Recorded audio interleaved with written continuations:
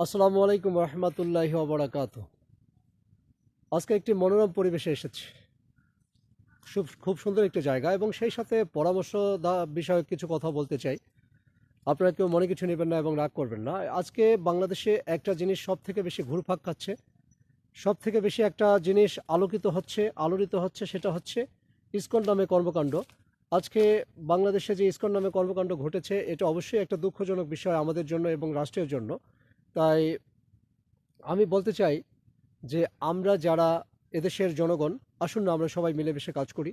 আমরা যে যেখানে আছি, যে যেখানে যে কাজ করছি, সবাই সততার সাথে কাজ করার চেষ্টা করি এবং সবাই মিলেমিশে থাকি, সবাই সবাইকে সহযোগিতা করার চেষ্টা করি।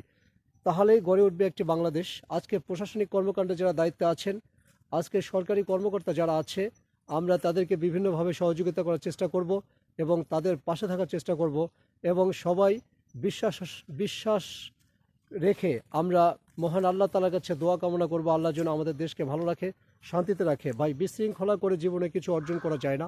পৃথিবীতে বিশৃঙ্খলা করে কেউ কোনো কিছু অর্জন করতে পারেনি।